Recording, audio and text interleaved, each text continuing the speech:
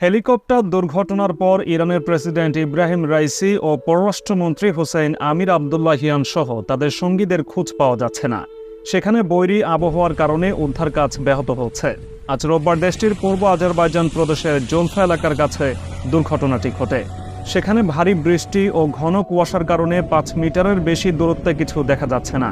হেলিকপ্টারে ইরানের প্রেসিডেন্ট ও পররাষ্ট্রমন্ত্রী ছাড়াও পূর্ব আজারবাইজান প্রদেশের গভর্নর মালেক রহমতি এবং এই প্রদেশে ইরানের সর্বোচ্চ নেতার মুখপাত্র আয়াতুল্লাহ মোহাম্মদ আলী আলে হাশেম ছিলেন। হেলিকপ্টার বিধ্বস্ত হয়ে ইরানের প্রেসিডেন্ট ইব্রাহিম রাইসি ও পররাষ্ট্রমন্ত্রী আমির আবদুল্লাহিয়ান নিহত হয়েছেন বলে শঙ্কা প্রকাশ করেছেন ইরানের এক কর্মকর্তা। নাম গোপন রাখার শর্তে ইরানি কর্মকর্তা বলেছেন, হেলিকপ্টার বিধ্বস্তের পর প্রেসিডেন্ট ও পররাষ্ট্রমন্ত্রীর জীবন ঝুঁকির মধ্যে রয়েছে। আমরা এখনও আশাবাদী, তবে দুর্ঘটনাস্থল থেকে যে তথ্য আসছে সেগুলো খুবই চিন্তার।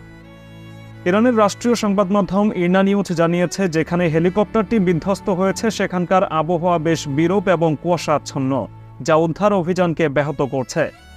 দেশটির সরকারি টেলিভিশনে প্রকাশিত একটি ভিডিওতে দেখা যাচ্ছে, যেখানে দুর্ঘটনা ঘটেছে সেখানে উদ্ধারকারীরা পৌঁছেছে, তবে ওই পুরো অঞ্চলটি কুয়াশাচ্ছন্ন হয়ে আছে।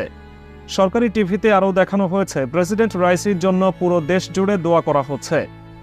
63 বছর বয়সী রাইসি 2021 সালে প্রেসিডেন্ট নির্বাচিত হন। কাতার ভিত্তিক সংবাদ মাধ্যম আল জাজিরাকে কাতার বিশ্ববিদ্যালয়ের প্রফেসর মাহজুব জাওয়ারি বলেছেন, ইরানের রাজনীতিতে খুবই প্রভাবশালী রাইসিকে দেশটির পরবর্তী সর্বোচ্চ ধর্মীয় নেতা হিসেবে দেখা হয়। একটি বাঁধ উদ্বোধন করতে গতকাল শনিবার আজারবাইজানে যান ইব্রাহিম রাইসি। আজ রোববার সেখান থেকে ফেরার পথে তাকে বহনকারী হেলিকপ্টারটি দুর্ঘটনার শিকার হয়। দুর্ঘটনার কয়েক ঘন্টা আগে আজারবাইজানের প্রেসিডেন্টের সঙ্গে তোলা তার কয়েকটি ছবিও প্রকাশ করা হয়। ইরানের রাষ্ট্রীয় বার্তা সংস্থা ইরনার খবরে বলা হয়েছে, যেখানে দুর্ঘটনাটি ঘটেছে সেটি পার্বত্য অঞ্চল এবং বন জঙ্গলে ঘেরা। ইরানের জরুরি সেবা সংস্থার মুখপাত্র বাবাক ইয়াক্তা পারাস্ত ইরানকে বলেছেন, ঘটনাস্থলের উদ্দেশ্যে একটি উদ্ধারকারী হেলিকপ্টার পাঠানো হয়েছে, তবে ঘন কুয়াশার কারণে সেটি সেখানে পৌঁছাতে দেরি হয়েছে। ইরানের একটি রাষ্ট্রীয় গণমাধ্যম এক্সে বেশ কয়েকটি ছবি প্রকাশ করেছে। তাতে দেখা গেছে উদ্ধারকারী কয়েকটি দল ঘটনাস্থলে পৌঁছেছে। পূর্ব আজারবাইজানের রাজধানী তাবরিজ শহর থেকে নির্বাচিত পার্লামেন্ট সদস্য আহমদ আলী রেজা বেগি বলেছেন, উদ্ধারকারীরা এখনও প্রেসিডেন্টকে বহনকারী হেলিকপ্টারের অবস্থান শনাক্ত করতে পারেননি। বৃষ্টি ও কুয়াশার কারণে উদ্ধার কাজ ব্যাহত হচ্ছে। 40টি উদ্ধারকারী দল উদ্ধার কাজে অংশ নিয়েছে বলে জানিয়েছেন আল জাজিরা। উদ্ধারকারীদের সঙ্গে 8টি অ্যাম্বুলেন্স ও একাধিক ড্রোন রয়েছে।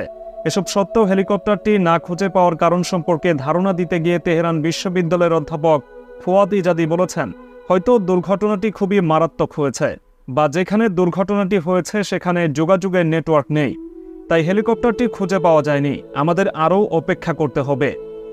আজারবাইজান সীমান্তবর্তী এলাকায় একটি জলাধার প্রকল্প উদ্বোধনের পর আজ হেলিকপ্টারটিতে করে ফিরছিলেন রাইসি। এই যাত্রায় প্রেসিডেন্টের বহরে থাকা অন্য 2টি হেলিকপ্টার অক্ষত রয়েছে।